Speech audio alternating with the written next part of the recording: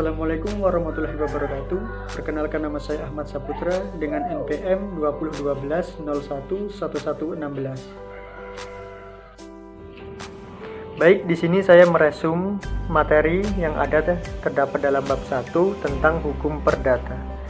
Yang A, konsep dan lingkup hukum perdata. Poin pertama ada konsep hukum. Konsep hukum adalah segala aturan yang menjadi pedoman perilaku setiap orang dalam hubungan hidup bermasyarakat dan bernegara, disertai sanksi yang tegas apabila dilanggar.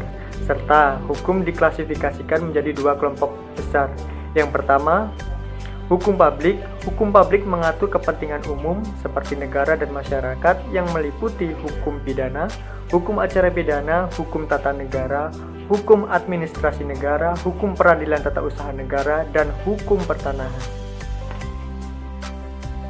Serta yang kedua, kelompok hukum sipil atau hukum privat. Hukum sipil atau privat yang mengatur kepentingan pribadi atau perseorangan meliputi hukum perdata, hukum acara perdata, hukum dagang atau bisnis, hukum perdata internasional, hukum adat, hukum Islam, hukum peradilan agama, dan hukum tenaga kerja. Hukum berfungsi sebagai pedoman pengatur perilaku dan perbuatan orang dalam kehidupan bermasyarakat dan bernegara. Serta hukum juga memiliki tujuan diantaranya menciptakan keamanan, ketertiban, dan ketentraman, mewujudkan keadilan dan kesejahteraan masyarakat, menegakkan hukum secara konsisten dan tanpa diskriminasi, serta yang terakhir menghargai dan menghormati hak-hak asasi manusia. Lalu selanjutnya ada konsep hukum perdata. Hukum perdata adalah segala aturan yang mengatur hubungan hukum antara orang yang satu dengan orang yang lainnya dalam hidup bermasyarakat. Serta hubungan hukum perdata tersebut dapat terjadi karena yang poin pertama ada perjanjian antara pihak yang satu dan pihak yang lainnya, misalnya jual beli, sewa menyewa, utang piutang, tukar menukar, dan pemberian kuasa. Yang kedua ada ketentuan undang-undang yang bermanfaat atau saling menguntungkan bagi pihak-pihak, misalnya perwakilan sukarela, pembayaran tanpa utang, perbuatan menurut hukum, dan pewarisan. Serta yang terakhir atau yang ketiga ada ketentuan undang-undang yang merugikan orang lain, misalnya perbuatan melawan hukum. Untuk selanjutnya yang ketiga, lingkup materi hukum perdata.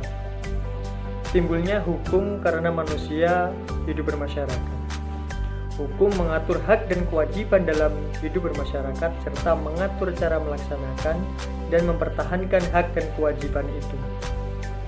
Hukum perdata yang mengatur hak dan kewajiban dalam hubungan hidup bermasyarakat disebut hukum perdata materi. Sedangkan hukum perdata yang mengatur cara melaksanakan dan mempertahankan hak dan kewajiban itu disebut dengan hukum perdata formal. Yang B, sejarah hukum perdata. Poin pertama, hukum perdata Belanda. Hukum perdata Belanda berasal dari hukum perdata Perancis yang berasal atau berinduk pada kode sipil Perancis pada zaman pemerintahan Napoleon Bonaparte. Perancis pernah menjajah Belanda dan kode sipil Perancis diberlakukan pula di Belanda. Setelah Belanda merdeka dari penjajahan Perancis, Belanda menginginkan pembentukan kitab undang-undang hukum perdata atau Burgerlijk Wetboek sendiri yang bebas dari pengaruh kekuasaan Perancis. Keinginan Belanda tersebut direalisasikan dengan cara membentuk kodifikasi hukum perdata Belanda. Pembuatan kodifikasi Belanda diselesaikan pada tanggal 5 Juli 1830 dan direncanakan pemberlakuannya pada tanggal 1 Februari 1831.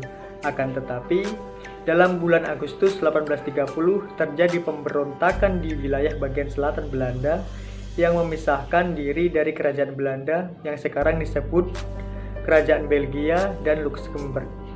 Karena pemisahan Belgia dan Luxembourg tersebut, berlakunya kodifikasi ditangguhkan dan baru terlaksana pada tanggal 1 Oktober 1838.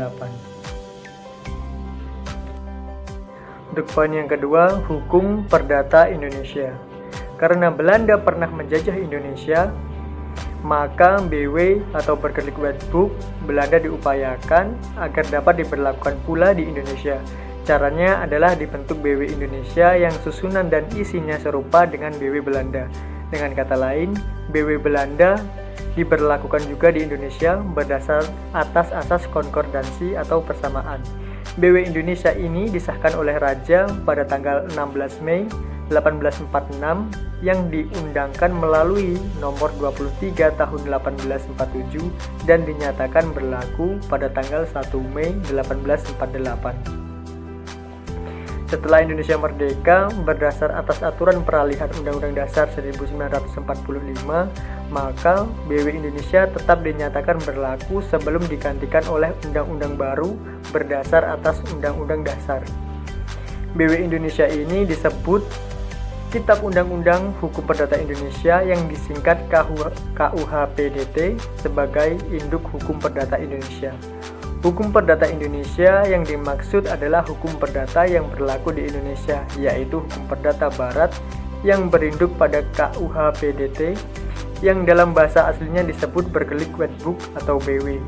BW Indonesia ini sebagian materinya sudah dicabut berlakunya dan diganti dengan Undang-Undang Republik Indonesia. Poin yang ketiga, himpunan hukum perdata tidak tertulis. Atas dasar pertimbangan situasi dan kondisi sebagai bangsa dan negara yang merdeka dan dalam rangka penyesuaian hukum kolonial ke dalam hukum Indonesia merdeka, maka pada tahun 1962 Dr. Soeharjo SH, Menteri Kehakiman Republik Indonesia pada waktu itu mengeluarkan gagasan yang menganggap KUHPDT sebagai himpunan hukum perdata tidak tertulis sehingga KUHPDT Indonesia dapat dipedomi oleh semua warga negara Indonesia. Ketentuan-ketentuan yang sesuai dapat diikuti, sedangkan yang tidak sesuai dapat ditinggalkan.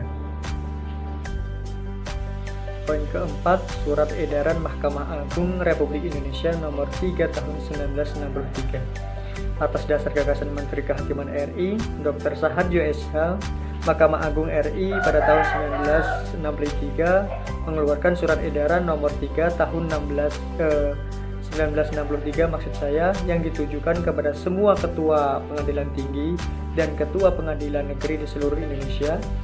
Isi surat edaran tersebut adalah bahwa Mahkamah Agung RI menganggap tidak berlaku lagi antara lain pasal-pasal KUHPDT sebagai berikut.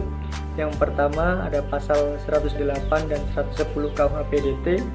Yang kedua ada pasal 284 ayat 3 KUHPDT. Yang ketiga ada pasal 1682 KUHPDT. Yang keempat ada pasal 1579 KUHPDT. Yang kelima ada pasal 1238 KUHPDT. Dan yang keenam ada pasal 1460 maksud saya KUHPDT. Masuk dalam subjudul yang C ada hukum perdata nasional. Kriteria yang dimaksud hukum perdata nasional adalah bahwa hukum perdata nasional itu yang pertama berasal dari hukum perdata Indonesia, berdasar atas sistem nilai budaya Pancasila, produk hukum pembentuk Undang-Undang RI, berlakunya untuk semua warga negara Indonesia, dan berlaku untuk seluruh wilayah negara Indonesia. Untuk poin pertama ada hukum perdata Indonesia. Hukum perdata Barat yang berasal dari hukum perdata Belanda dinyatakan sebagai BW Indonesia atau KUHPDT berdasar pada aturan peralihan Undang-Undang Dasar 1945. Dan untuk poin yang kedua, sistem nilai budaya Pancasila. Hukum perdata nasional harus berdasar pada sistem nilai budaya Pancasila. Sistem nilai budaya yang dimaksud adalah konsepsi-konsepsi tentang nilai yang hidup dalam pikiran sebagian besar anggota masyarakat di Indonesia. Nah, apabila nilai-nilai yang dimaksud adalah nilai-nilai Pancasila, sistem nilai budaya itu disebut sistem nilai budaya Pancasila. Sistem nilai budaya itu demikian kuat meresap dalam jiwa anggota masyarakat sehingga sukar diganti dengan nilai-nilai budaya lain dalam waktu yang singkat. Untuk poin yang ketiga, produk hukum pembentuk Undang-Undang Republik Indonesia.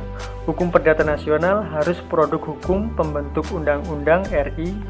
Menurut Undang-Undang 1945, pembentuk Undang-Undang RI adalah Presiden bersama dengan DPR. Pembinaan dan pembentukan hukum nasional diarahkan pada bentuk tertulis. Untuk poin yang keempat, berlaku bagi semua warga negara Indonesia. Hukum perdata nasional harus berlaku bagi semua warga negara Indonesia tanpa mengandung asal-usul keturunan, suku bangsa, daerah, dan golongannya. Untuk yang poin yang kelima, berlaku di seluruh wilayah negara Indonesia. Hukum perdata nasional harus berlaku di seluruh wilayah negara Republik Indonesia. Wilayah negara Republik Indonesia meliputi juga semua perwakilan Indonesia di luar negeri dan kapal-kapal Indonesia di mana saja berada. Untuk subjudul yang D, sumber hukum perdata. Untuk poin pertama, undang-undang dan kodifikasi.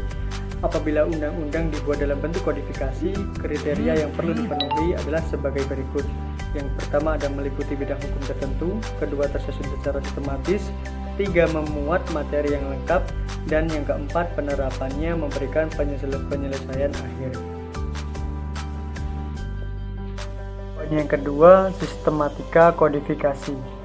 Sistematika KUHP-DT Indonesia meliputi susunan isi dan penomoran secara teratur, buku demi buku, bab demi bab, bagian demi bagian, pasal demi pasal, serta ayat demi ayat. Sebagai berikut. Yang pertama ada kitab undang-undang disusun atas buku-buku.